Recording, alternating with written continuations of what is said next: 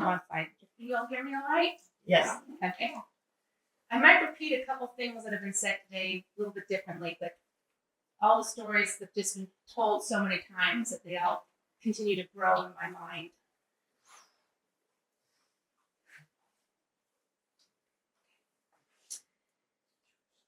That beautiful music gives us a glimpse of Ernest Bloch, the composer.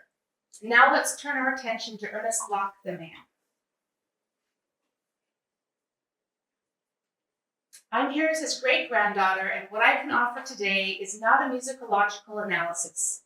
What I can offer is the family Bloch, the intense child, the devoted and sometimes difficult artist and father, the grandfather, photographer, agate and mushroom hunter, philosopher, humanist, and the man who made Agate Beach his final home.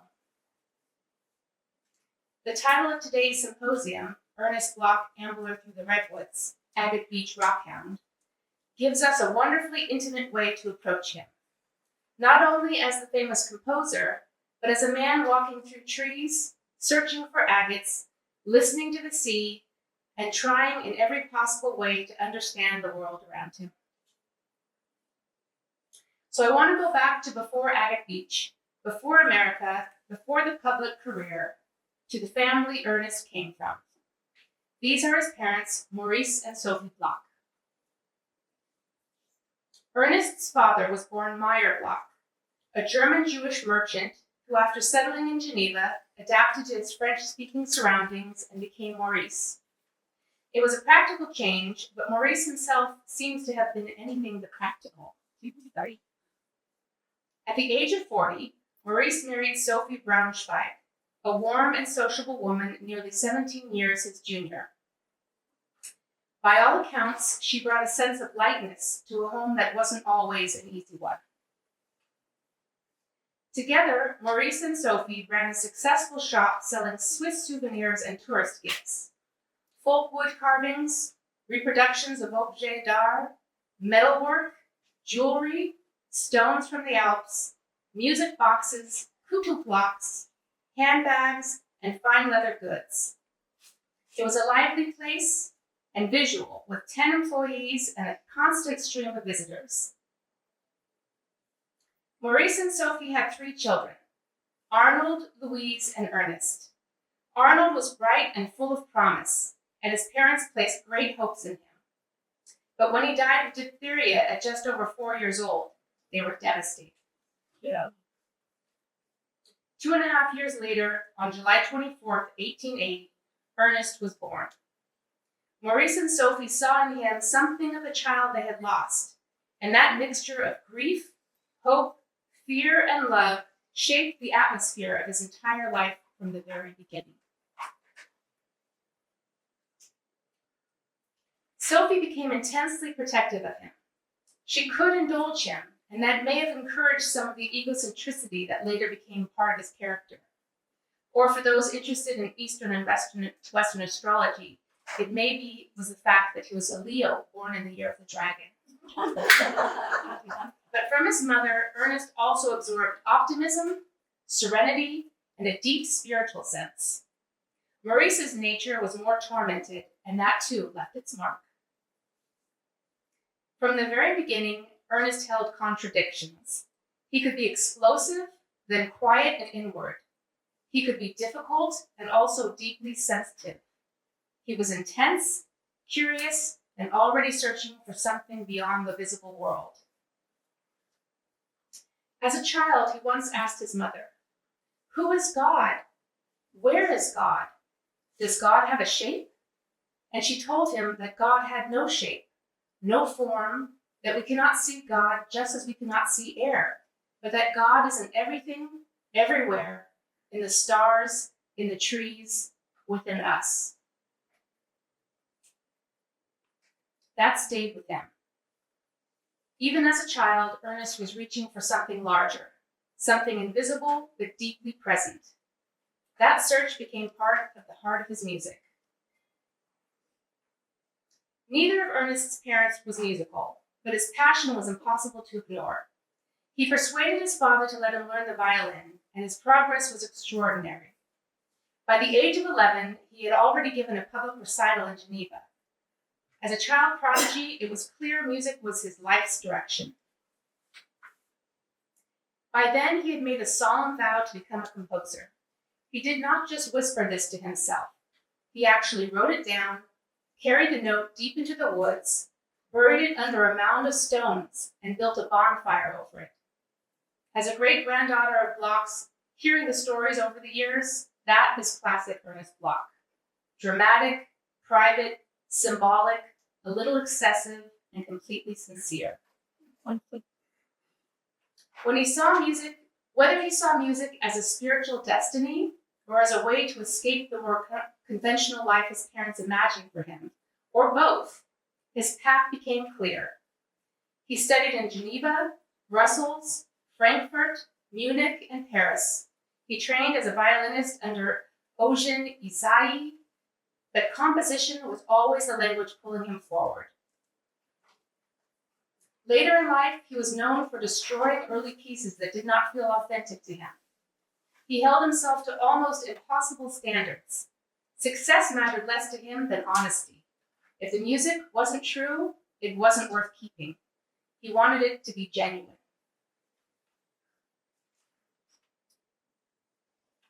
Sorry. That word, genuine, really matters with Bloch. He was not trying to write something merely impressive.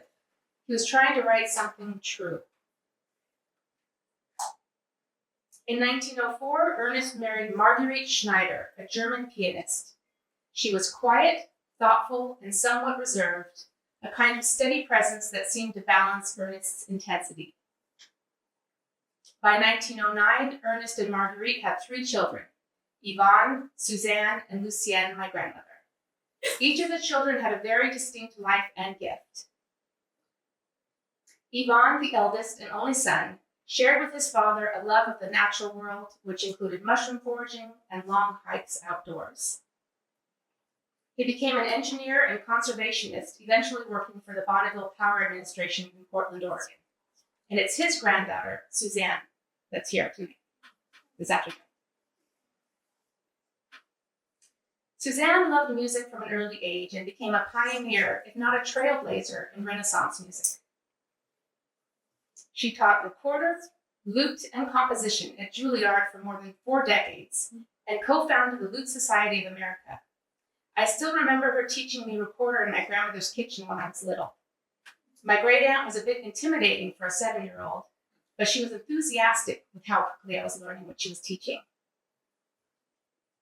And Lucienne, the youngest child, was the artist. She was old, determined, and visually gifted. She worked in fresco murals, mosaic, sculpture in wood and glass, woodcut, lithography, children's book illustrations, egg tempera, and many more mediums. She was named after her godmother, Ernest's dear friend, the great soprano Lucienne Breval, who sang the lead in his opera Macbeth, which was dedicated to her. The Bloch family home was alive with music, art, debate, strong opinions, deep affection, grief, devotion, and plenty of laughter.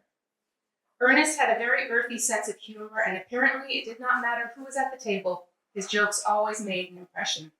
One of my grandmother's favorite stories about her father happened when she was young and the family was learning English.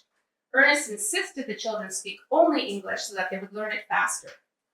One day, after correcting them once again for slipping into French, my grandmother looked up at him and said, "But Papa, you are speaking French."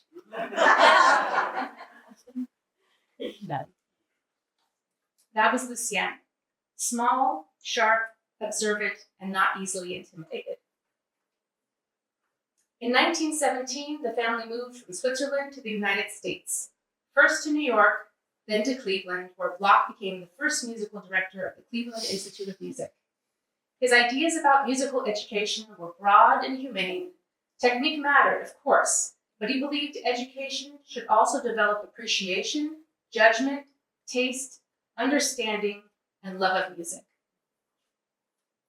In 1925, Bloch sent his 2 daughters, Suzanne and Lucienne, along with their mother to Paris to continue her studies in the arts. Suzanne studied with Nadia Boulanger. Lucienne studied sculpture with Antoine Bourdelle and painting with André Lotte at the Beaux-Arts. While those were her formal studies, her curiosity reached far beyond the classroom. During this time, she became dear friends with sculptor Beniamino Benny Bufano, letting him stay in her atelier in Paris. Meanwhile, Bloch moved to San Francisco, where he served as director of the Conservatory of Music for 5 years. San Francisco was a city that clearly fascinated him, judging by the photographs he left behind. It was another chapter in a life that carried him across continents, though he never stopped paying close attention to the landscapes around him. During that period, he composed America, an epic rhapsody, which won first prize in a national competition of more than 500 submissions. It premiered in 1928 in simultaneous performances in 5 American cities and was broadcast across the country. This sketch was made by Bloch's friend, the artist Maynard Dixon. In it, Cleveland is clearly the thorn in his side. New York is his rock, and San Francisco the mecca of gold. Bloch poured his hopes and conflicted love for his adopted country into that music. America was complicated for him. It represented promise, disappointment, contradiction, and possibility all at once. As with so much of his work, he was not interested in a decorative version of feeling. He wanted the struggle inside it. In 1930, Bloch returned to Europe to work on Avodat HaKodesh, or Sacred Service, one of his most ambitious spiritual works. It joined Hebrew liturgy with profound musical introspection. Bloch had to reconnect with his Jewish roots to write it. There was a large crucifix always present in the Bloch home. At the Agate Beach House, it had a prominent presence in the living room near the piano, the books, the fireplace, and the view of the Pacific. For Bloch, the crucifix did not represent a rejection of his Jewishness. It was deeply personal. He kept it because of a terrible betrayal by a close friend, a wound that never healed. In the figure of Christ, he saw not doctrine, but human suffering, the anguish of being abandoned, misunderstood, and betrayed, and still holding on to compassion. Helen Johnson Kintner, who was a student and personal secretary during his Agate Beach years, remembers that Bloch often said, "Christ was the only true Christian who ever lived." That gives you some sense of the scale of his spiritual imagination. He was not interested in softening the hard parts of being human. He was drawn to suffering, compassion, and the hope that human beings might become better than they are. Outside of his music, he was a relentless observer. He walked. He read philosophy. He copied long quotations into notebooks. He gathered mushrooms. He collected agates and books. He wrote thousands of letters. And he took photographs. A lot of photographs. After his death, a friend of the Bloch children, the photographer Ansel Adams, helped place thousands of Bloch's negatives at the Center for Creative Photography in Tucson, Arizona. In a letter to Bloch's eldest, Yvonne, Adams wrote, "Any photographs you have or can find of your father have great value, especially in musical circles. If they are fine photographs showing creative spark, they should be considered." His many photographs include nature, family and friends. Here he is with San Francisco Conservatory of Music founders Lillian Hodghead and Ada Clement in Mill Valley, California. And I love the fact that they're all smoking pipe together. He took photographs of landscapes, trees, and rocks, and many self-portraits.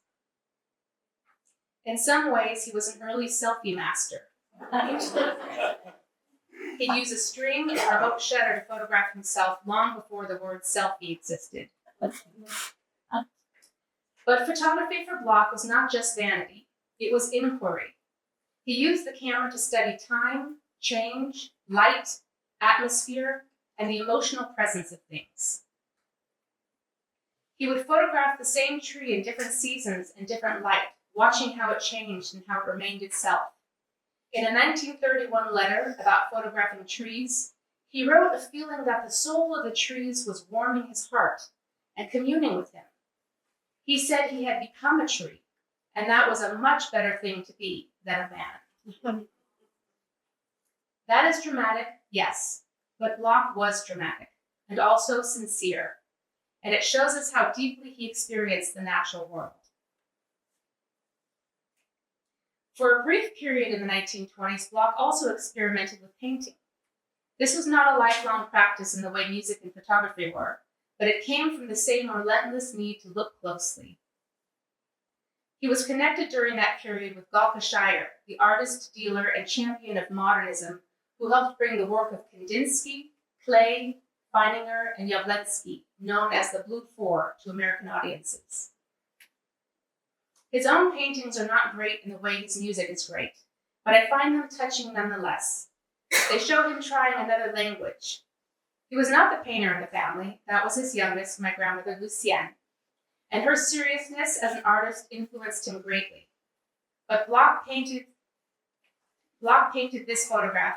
Okay, let's just start that over. Bloch painted this painting from memory when he was missing the redwoods.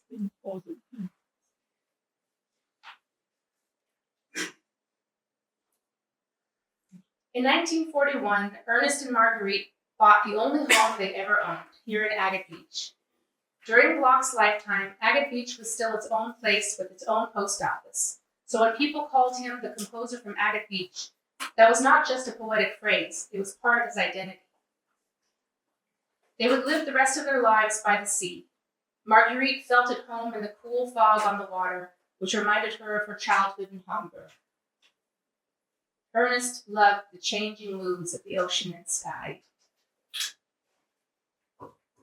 The Agate Beach house was not only a composer's house, it was a family house. My grandparents visited often with their growing family, and everyone gathered there to celebrate, argue, eat, walk, collect, and laugh. My mother, Sita, who's in her 80s now, remembers the smell of Agate Beach. When she would walk with her grandfather down to the beach, she remembers the scent of cabbage roses and wet cedar. I love how that memory brings him out of the archives and into a living place. Not only the composer, not only the public figure, but the grandfather walking with the child towards the ocean. Marguerite was an excellent cook. Wild mushrooms gathered by the family often became soup, and at last year's event, Charmaine made an excellent version of the family recipes, which was served and enjoyed. Did a great job. And then there were the cats. The Bloch home was never without cats. Ernest would often feed his cat Grigri little pieces of cheese from the end of his knife. On the visits my mother would make with her mother up to Oregon from California, she remembers being allowed to go down into the cellar and choose the wine for the evening. Whatever bottle she brought back, Ernest would exclaim that it was the perfect choice. Agates were another part of daily life at the house. At Agate Beach, Bloch had an agate polishing machine in the little building next to the house below the room where he composed. After he polished the agates, he would bring them back to the house and hold them up by the window and study them by the light.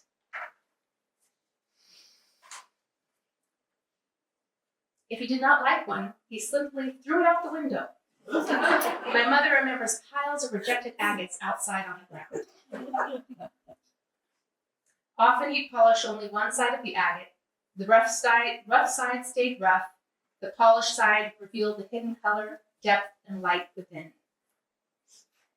To him, that suggested something human. Like a person, the stone had a rough side, the real side, and a polished side, the side the world sees. That image feels like a key to Bloch himself. There was the public Bloch, the celebrated composer, the director, the teacher, the man whose work filled concert halls. And there was the rougher private Bloch, intense, searching, funny, stubborn, spiritual, sometimes difficult, and deeply alive. Agate Beach gave him a place where both sides could exist. He could compose, photograph, walk on the beach collecting agates, polish them, and study the light coming through them by the window. When we listen to his music, I think we often hear the same double nature. Bloch once said that music, as well as other arts, ought to be an integral part of our lives. Every human being, he believed, was entitled to sharing its beauty. He said it was of first importance to write good, genuine music, his music. That is what I hope you hear today, not only in the notes, but in the life around them.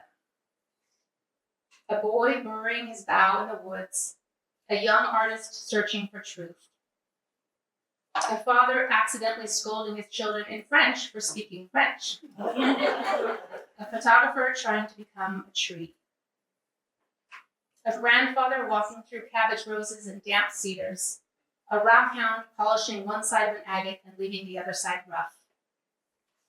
That, to me, is Ernest Bloch. Not only the composer,